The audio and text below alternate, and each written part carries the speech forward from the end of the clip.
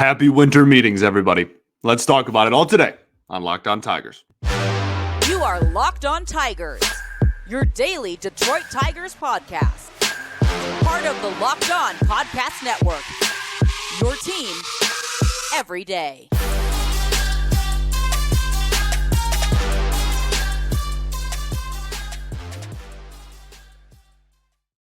What is up, everybody? Welcome back to another edition of Locked On Tigers. I'm, of course, your host, Scott Bentley. Today is Monday, December 4th, 2023. Thank you so much for making Locked On Tigers your first listen.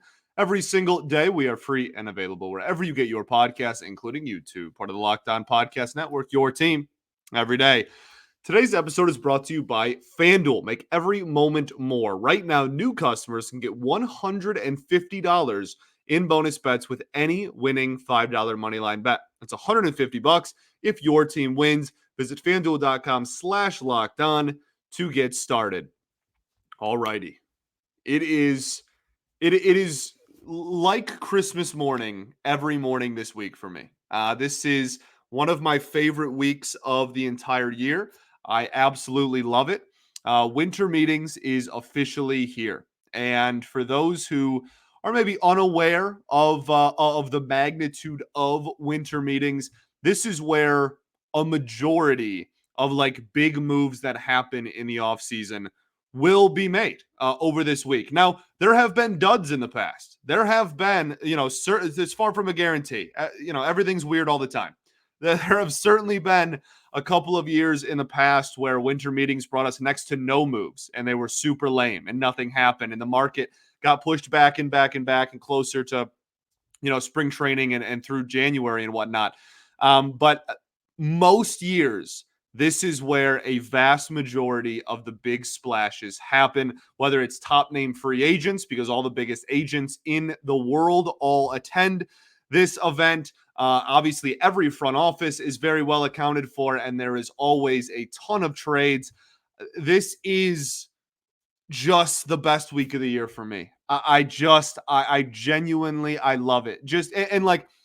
From just a baseball fan perspective, not like the Tigers haven't been super active in winter meetings in what feels like a decade, right? In years and years, probably like 2017 or 16. I think Jason Beck, actually, of MLB.com, wrote an article about the Tigers' history in winter meetings somewhat recently. And it's been a while since the Tigers have made like a huge, prominent move in winter meetings, but that doesn't take away my excitement from it really at all. There are so many rumors just flying. And that's like part of the fun is that, 70% of these rumors don't even end up happening. But like just hearing, every hour, every 30 minutes, every 20 minutes for 4 days straight, you just hear nonstop baseball rumors. It's so fun. I love this week, and I'm cautiously optimistic about the Tigers being somewhat of players. They're certainly not going to be like the big splash team. We're not recreating the famous rather, Prince Fielder trade that happened during winter meetings, obviously. I'm not saying that anything huge like that is going to happen, but the Tigers are in a really interesting position and a primed position to do something this week. And again, that doesn't mean that it has the magnitude of like bringing in one of the best players in baseball or anything, but they are in a position to do something. And we've kind of been leading up to that for a while. We've been teasing that for a while. Teasing is not the right word, but you know what I'm saying? We've really been talking and having this conversation pretty openly for the last week or two. And I've made my stance very clear. I would, in a heartbeat, I would do everything I could to bring in another starting pitcher, a high-profile starting pitcher, whether that's Imanaga, whether that is a higher name like MLB pitcher, right? One of the bigger names on the market, because there's still plenty. We'll talk about that later on in the show. There's still plenty of starting pitchers out there. Big name, good, like high representation. That's not the word. Reputation. Goodness, been a long weekend. High, like that is very much still out there. There are big name pitchers still available. I would do that and then trade, your starting pitching depth that you will have created this offseason and have been building towards for a while, and go get a more prominent bat. Younger, team control, probably play some third base. But I'm down wherever. If you can hit, I'll answer the phone. This is still continues to be the biggest need for this team. We talk about, I want them to get a starting pitcher. There's conversations we've had about adding a higher leverage reliever. Some people out there want them to get maybe like a specific corner outfield position still. Like that's all fine and dandy. The biggest thing that this team continues to need is an actual legitimate threat in the batter's box. The starting pitching's been serviceable the last couple of years, even with a ton of injuries. The bullpen has been more than serviceable the last 2 years, despite injuries. This offense has been this team's Achilles heel for 2 years. And was 2023 better than 2022? Absolutely. But that is maybe the lowest bars in the history of bars. The 2022 offense was one of the worst ever, literally in the history of baseball. That's backed up by numbers. And so the 2023 team wasn't one of the worst it wasn't even the worst in baseball. Woohoo! You know how sad of a sentence that is? Our offense wasn't even the worst in baseball. They still have a long way to go at the plate. And I think that if you play the market strengths, with which in free agency is starting pitching, and you bring in more, you create depth. We've had this conversation before, we can move on. And then you can use that starting pitching depth that you've created to bring in more help offensively. I think that's just a slam dunk decision. That's what I would like to see. At least some pieces put in motion to make that happen this week. That would be my perfect world. There's a ton of storylines surrounding this week, though. And a lot of them probably aren't going to involve the Detroit Tigers. But there's a lot of conversations that I think are still very, very much worth having. And maybe it might seem, I guess, a little bit more baseball-centric than Tiger-centric, but we will certainly relate all of these storylines back to your Detroit Tigers, as we always do. I think the biggest one will just obviously be the market on Shohei Otani. That's something that has been known that it was going to be the biggest story this offseason for, honestly, over a year now. Ever since it became pretty clear that the Angels weren't going to re-sign him and he was going to at least test the market in free agency, this has been the biggest storyline. There's numbers being thrown out there of $500 million. There's numbers being, I think Heyman, other John, said something along the lines of $600 million is on the table. We'll see. He is the definition of generational talent. We throw around that word a lot now. This guy is probably, is there something more than generational? Once in a century, maybe is better to articulate Otani's talent. We've seen like 2 people do this ever. And the last one was about 100 years ago, right? So I think he's going to be worth every penny. The crazy thing about Otani, we'll move on and get to, more of like market and stuff, because I think a lot more of that applies to the Tigers. Spoiler alert, I don't think the Tigers are even remotely in on Shohei Otani. But the thing that people don't realize about his value, people just look at on-the-field production, and obviously his on-the-field production is otherworldly, right? He is a premier player at 2 different positions. That's miraculous. But even more so than that, right? Even if you're like, oh, this is the second Tommy John, maybe he's not going to pitch ever again. What if you're paying all this money for a DH? Somewhat valid concern. I still think he's young enough to where he'll come back and be a solid pitcher. But if you watched Angels games this year, you notice that the backdrop for games where most teams, 29 other teams, have United States advertisements back there. Do you know the marketing departments around baseball that are drooling over the concept of, hey, you want a bidding war for our ad space behind home plate? Well, guess what? Pepsi or Coke or whatever company you're throwing out there, Comerica, right? Guess what? You now have to compete with an entire country's market and biggest businesses because they are all going to want ad space at our stadium too. And that's never been a thing before. And it's worth so much money to a team. He's going to make wherever he goes so much money. And that is why his contract is as lofty as it is. The biggest example of this before we get to a break here is there's an article about it. You can go read.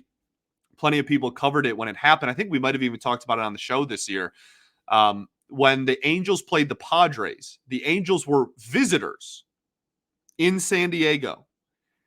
And for one series, the Padres sold Japanese company ad space in their stadium. And then when this weekend was over, they went back to U.S. companies. And they went back to just the ads that are normally in those places.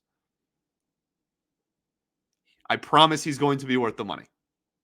Okay, let's move on. Let's talk about the rest of winter meetings. There is a ton. I think one of the biggest things is going to be the trade market, as it always is for winter meetings. I think there's a couple of decisions and a couple of teams specifically that, depending on what they do, there could be a domino effect and affect our Detroit Tigers. Okay, we'll talk about that right after I tell you all about our friends over at FanDuel. FanDuel is the best in the business, and you can score early this NFL season with FanDuel, America's #1 sportsbook. Right now, new customers can get $150 in bonus bets with any winning $5 moneyline bet. That's $150 if your team wins. If you've been thinking about joining FanDuel, there's no better place to get in on the action. The app is so easy to use. There's a wide range of options, including spreads, player props, over-unders, and so much more. Interesting thing, my roommate, my buddy, and I noticed while we were watching Sunday Night Football, or actually it was the 4:00 games on Sunday, was that the Niners are now the favorites on FanDuel to win the Super Bowl. They have the best odds, and that is very. I mean, they crushed the Eagles. That was a really hyped football game that did not deliver, especially in the second half. The Niners really pulled away there, but that's interesting for the Eagles that have only up to before Sunday, obviously had only lost one game all year. We're kind of rolling everybody, and there seems to be some chinks in the armor, and now the money's all headed toward the 49ers. So there's a lot of interesting things, and it's a very, very, honestly, just perfect time to get in on all of the betting action with FanDuel. So visit FanDuel.com/lockedon to kick off the NFL season. FanDuel, official partner of the NFL. All right, everybody, welcome back here. Second segment of Locked On Tigers. I appreciate y'all for tuning in, making us your first listen every day. We will be back every single day this week. In a couple of weeks, we will move down to 3 episodes a week as we get to the slower part of the offseason. And then when pitchers and catchers report in February, we will go back to 5. But that is definitely not happening this week. We will have an episode every single day this week. And I can't remember if it's next week or the week after we go down to 3, but we'll keep you in the loop with that. This week, though, every episode is just going to be all winter meetings, full steam ahead. Friday's episode might be a mailbag, but don't ask your questions yet because I don't want them to get lost. Save those for, I'll let you all know about that as well. But a lot of winter meetings coverage this week, which brings us back to today as we kind of prime ourselves and prep for the awesome week that always is winter meetings. Okay.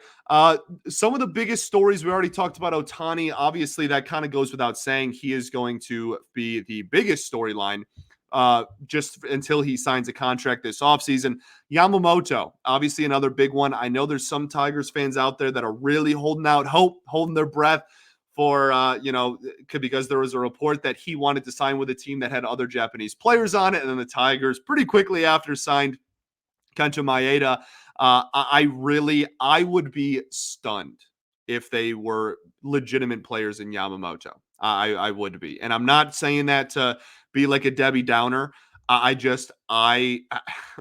There's been very little smoke in that department. The Tigers have been interested, but everybody is interested in maybe the best starting pitcher on the market. That's kind of goes without saying. I would hope they would be interested. He would make every single team in baseball better. He is an unbelievable talent. but he's going to get 200 mil. I think that I think that's the floor, honestly. It wouldn't shock me if he got 215, even up to 220, 225. I think he's going to get a lot of money, and it's because he's going to get a lot of years. This is a guy that's only 25 years old. Most players from Japan or from the KBO or whatever, they usually are a little bit older when they come over and play for MLB. And Yamamoto is so young and so talented. I really think he's going to get a lot of money. I don't think the Tigers are going to fork over 200 plus mil to get Yamamoto. I do, however, think that Imanaga is very much on the table, and I think the Tigers have legitimate interest in him. That's like one I really want, and I'm going to be heartbroken when it inevitably doesn't happen, because we've gotten our hopes up a lot over these last few years. But this is one I think it makes all the sense in the world. I already kind of laid out at the beginning of the episode why I think it makes sense to bring in another starting pitcher. I think he's exactly kind of what you're looking for. Raises the floor of the rotation a lot. Can be a solidified for the next 3 to 4 years. 2, 3, or 4 in your rotation. I really like Imanaga a lot, and his market is going to progress a lot this week. Those two guys specifically, we're going to hear a ton of rumors, like probably every 3 hours for the entire week. We're going to be hearing an update about those two gentlemen, just because their agents are here now, and we're going to be face-to-face meeting with these guys instead of, Skype calls across the country. So I would imagine we're going to get a lot of updates there. One of the most fascinating teams to me in winter meetings is going to be the Tampa Bay Rays. And the reason why is because kind of every offseason, I feel like they're one of the bigger trade market kind of like dominoes to fall. And if you've been following baseball for any amount of time, you are very aware of the Tampa Bay Rays identity and mantra, really, which is just the second that we owe you money, see ya, is kind of how they operate. And I don't think that that's changing. Glass now seems like he's going to be traded, and he's getting really close to free agency status, is getting up there in arbitration contract money. I think he's gone. The Randy Arozarena one, I just straight up don't believe. I think that that's one where the front office maybe told the media that to get the word out there so that they could kind of put some feelers out there about because then Isaac Paredes, I know everybody yells at me whenever I bring up his name just because of how the trade turned out, but he's somebody that they've been reportedly listening to offers on. Randy Arozarena, the list kind of goes on and on. And the Randy one genuinely would surprise me. I don't really believe that one. Everyone else on their team, though, I could 100% see. It's the Rays. Okay, I'm not not going to put it past them in any capacity to avoid paying really any amount of money to pretty much anybody on their roster. So we'll see how that plays out. But I think that the Glass now market is something that we should keep an eye on as a fan base. Not that the Tigers are going to get Tyler Glass now. That's absolutely not happening. They should not be trading assets to get pitchers. They should be giving away money to get pitchers, not trading away prospects. That doesn't make any sense for the Tigers in their position. Solo. Obviously, if it's a package with, pitchers and hitters, then I'm fine. Just want to make that clear so it's not misconstrued. But I do think that when the dominoes start falling, like Bieber and Glass now, right, when those guys start getting traded, something that's very often overlooked by people is that market value is not strictly just contract. Market value can be set by trades, right? We saw it kind of already this year a little bit in the reliever market. Some relievers got traded. There were some pretty hefty returns on those relievers that got traded. And then in free agency, some free agents, relievers, got paid a lot of money, right? Over 10 mil AAV, which in baseball history is a lot of money for a reliever, especially not a perennial closer. Ronaldo Lopez is good, but I think that kind of raised a lot of eyebrows with the amount of money that he signed for.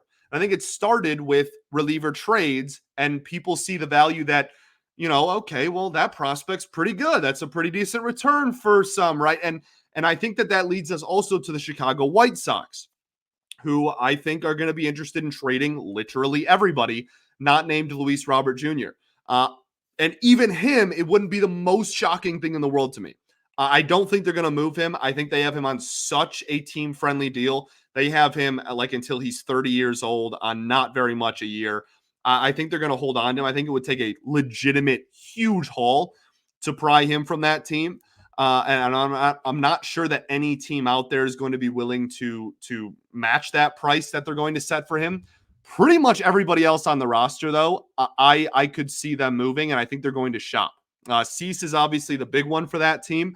And again, I don't expect the Tigers to trade for Glasnow or Cease, but I think it's important to watch that because if that price is high, well, guess what? In a perfect world, you want to be the only player in the market, in the positional market. That was horrible English.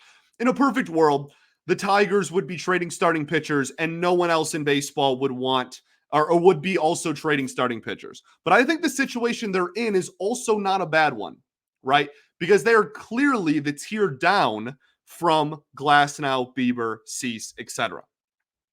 And I think that a lot of people are going to get in line, see the contracts that were given to Nola, see the contract that's going to be given to Blake Snell, see some of those big money deals and go, okay, well, I'm not willing to give up that much money for a starting pitcher. Let's check out the trade market. Oh, the Rays want a king's ransom for Glasnow. Oh, well, the White Sox want a ton to kick off the rebuild for Dylan Cease. Let's hit up the Tigers and see if any of their young starting pitchers, right? We've talked about Matt Manning a lot. I mean, let's throw some of the prospects out there even. Team wants to give an opportunity to Wilmer Flores, right? The Tigers, if they bring another starting pitcher to a multiple-year deal, can afford, if it's a one-year deal, I understand the argument of just holding on to your assets, but if it's a longer-term deal, you can afford to get rid of that. Maybe a Ty Madden. That's somebody that wasn't really on my radar that I think like could be. I don't think Ty Madden has like crazy significant value, but like you will have created a surplus in a position that people are actively trying to trade for. And if the price is too high on the free agent market or on other on bigger names, then they're going to hit your line. And that is your opportunity to strike while the iron is hot. And that is the opportunity you have to then improve your offense with the surplus you have in pitching. So I think it's important to watch those markets. Pay attention to the prices that those players are going for, because that market determines your market very directly, not even indirectly, straight up. That will determine what the Tigers could, when we start mocking these trades, we can actually have somewhat of an idea of what starting pitchers that are better than ours are going for, and we can water those down and figure out maybe what the market is for the Detroit Tigers. So big thing I'm watching for is the starting pitching trade and free agency market this week. Okay, we got a few more things to talk about. We're going to end the show by talking about Jimmy Leyland being inducted into the MLB Hall of Fame. We will do that right after this.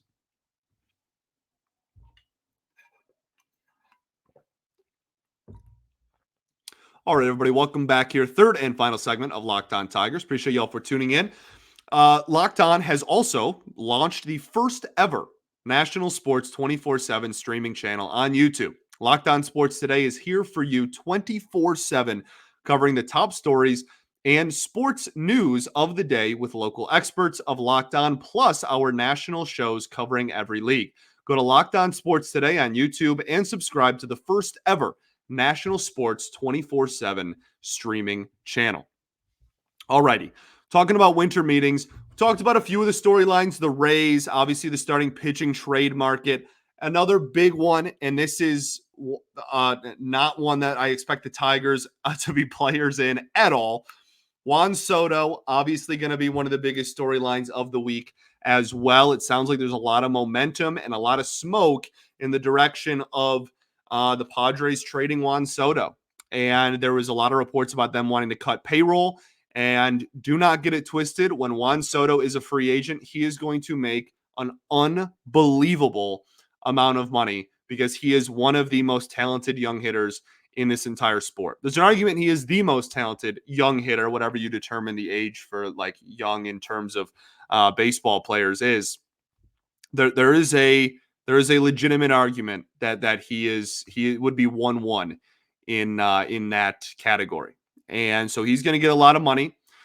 And the Padres are losing Blake Snell, most likely. I guess they could still pay him, but they're going to lose him. They're stuck with Bogarts for a while. They're trying to cut payroll. Sounds like they want to get. What was the thing the Pistons always said back in the day that drove everybody nuts? They wouldn't call it a rebuild. They called it a retool. And then that kind of became like a meme. Like people just were like, oh, yeah, we're retooling. We're not rebuilding. That's kind of how I view them trading Juan Soto. Like, all right, you're trading one of the best players in the sport, like objectively, right? But you think that you can get 3 or 4 solid players for this one great player. And that's a trade-off that you want to make, especially considering the amount of money that Juan Soto is, and again, inevitably going to make next year when he's a free agent. Retool. Not a rebuild. It's a retool. Padres still have a lot of talent on their roster. I don't think they're necessarily going anywhere anytime soon, but interesting decision for sure. I don't expect the Tigers to be players in it, as I said. But, I think that one's not as direct because the Tigers aren't going to be in the business outside of like Akil Baddoo, maybe. They're not going to be in the business of trading too many position players. And I don't think that like we can go, oh, look what Juan Soto got. What does that mean Akil Baddoo will get? I don't think that that's like close enough to really be able to play that game with either. But again, just like market setting stuff is always important to pay attention to because that determines everything else going forward. I do think that when it comes to the Tigers specifically, and then we'll move on to Jimmy Leyland here, I think that some players to watch. I already mentioned a few of them, Manning, Flores. I think that those are starting pitchers that you should kind of keep an eye on for sure.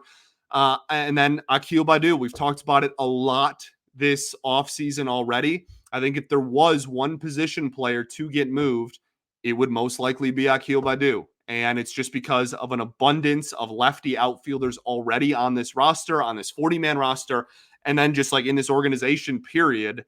I think that he is probably the odd man out if the season started tomorrow. And that would imply that he would be someone, I don't know if he's going to have a market single-handedly. I don't think that, I'm not sure that you're going to be able to like be like, hey, look, like we have Akil Baddoo, like what can you give us for just him?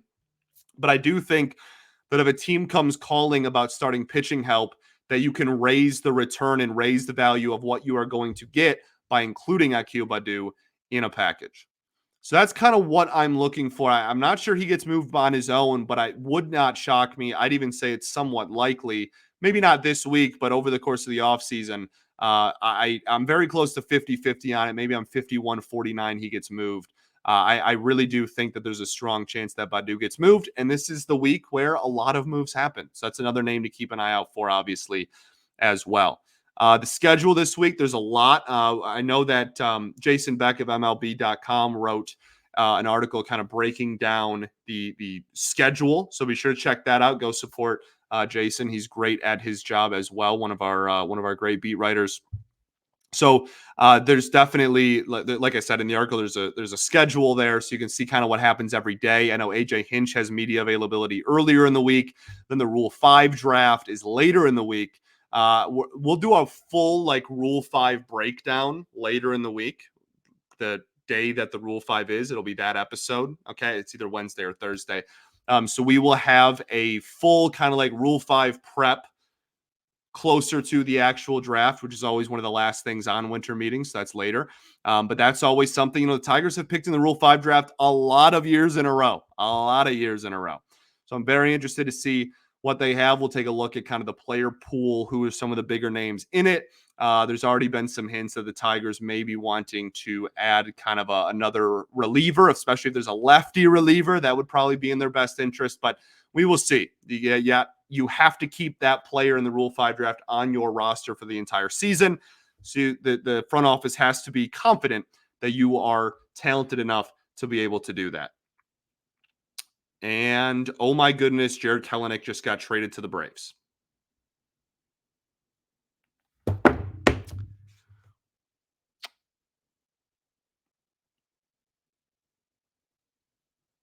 Okay. Happy winter meetings. I love this sport and I love this week. What's the return? This is like, I'm not trying to be like rude or unprofessional, but like this is a week where I'm probably going to have my phone out and I have notifications for like every beat writer in America on my phone. And the Atlanta Braves and Seattle Mariners are in agreement on a trade that will send outfielder Jared Kelenic, left-hander Marco Gonzalez, and first baseman Evan White to the Braves in exchange for right-handers Cole Phillips and Jackson Kowar. Wow. Wow. So the Braves pull the plug on Kowar. Marco Gonzalez is a good get. Kelenic, I mean, showed a lot of flashes this year. Finally took kind of a step forward. Still has some holes in his swing. The Braves, what's their outfield? Wow. I mean, they obviously they have room. Marco Gonzalez is such an underrated get there. That's a nice addition for them. I'm so blown away by this.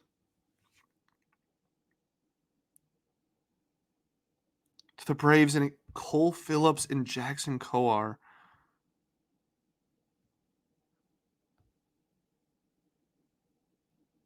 The Braves just do whatever they want. Is that a ridiculous like initial reaction? Like I'm really on the spot here. But like the Braves can just do whatever they want. I don't think that's like a historic, like all-time fleece or anything. I'm not trying to be too dramatic.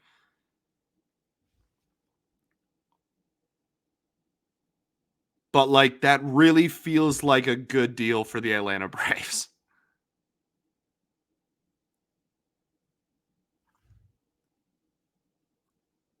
They traded for Kowar, didn't they?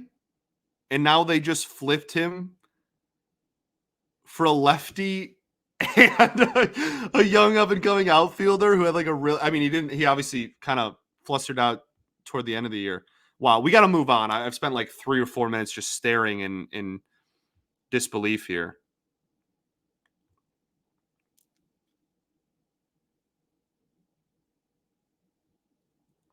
I will say this. I think that there's a chance that this is a Mariners move that sets up another move. Because in a vacuum, I don't understand why else you would do that. Why would you get rid of a starting lefty bat in your outfield that was everybody had planned and penciled in to be in your lineup for the next, 3 to 10 years or whatever without that's my take. Good job for the Braves. I think that's great value for them.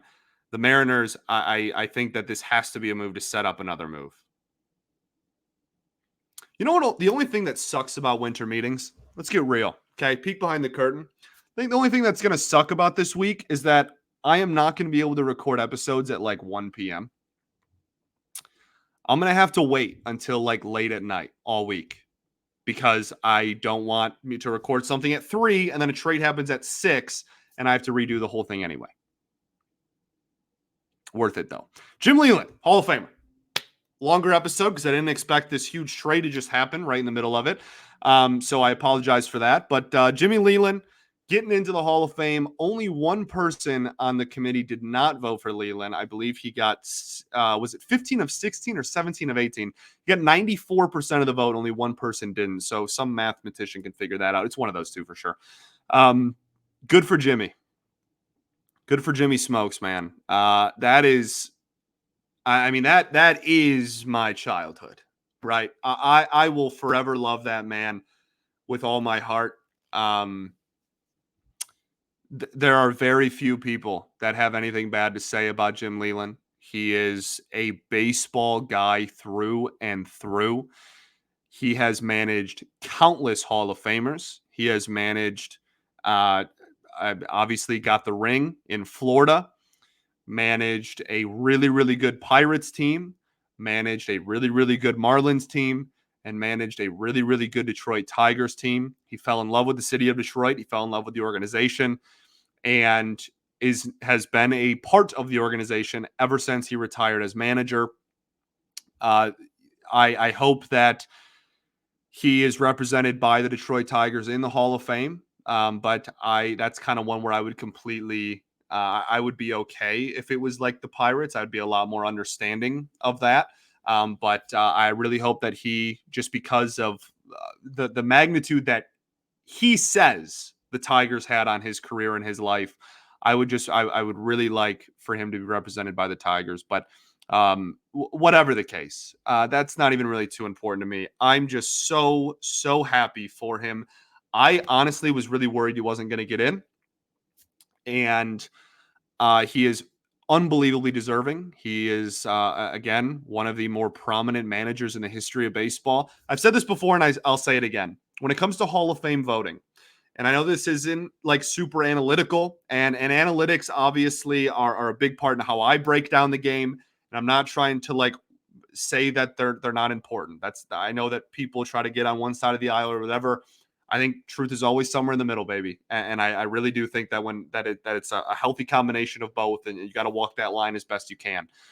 And I think with Leyland and with the Hall of Fame, one of my big takes on the Hall of Fame is that if I cannot tell the story of baseball, because it's a museum, that's its goal. It's to preserve the history of Major League Baseball. If I cannot tell the story of Major League Baseball without mentioning your name, then guess what? You're a Hall of Famer. And I'll be darned if you can't tell the story of the history of Major League Baseball without mentioning Jimmy Leyland's name. So congrats to Jim Leyland, his family. Awesome moment. I can't wait to see him cry on stage, because we all know that he's going to. I hope that somebody mentions Don Kelly for him. I cannot wait to listen to his speech and cry myself, because I absolutely will. Because who doesn't love Jim Leyland? And I will forever love and appreciate what he did to this team and this city. So hats off, flowers to Hall of Famer Jim Leyland. Makes me very happy to say that. One last thing before we go. Again, Jim Leyland absolutely deserves to be in the Hall of Fame. Absolutely. Okay. If Jim Leyland's a Hall of Famer, Lou Whitaker's a Hall of Famer. Long overdue. Maybe we right one of the most egregious and ridiculous wrongs in sport, and that is Lou Whitaker not being in the Hall of Fame. Thanks for making Locked On Tigers your first listen every single day. We'll be back tomorrow. Winter meetings frenzy, baby, all week, covering the biggest storylines and whatnot from winter meetings. We'll obviously talk about the impact that has on the Tigers every day. I appreciate y'all greatly. Peace and love. Going to therapy's dope. I'll catch y'all then, baby. Go Tigers.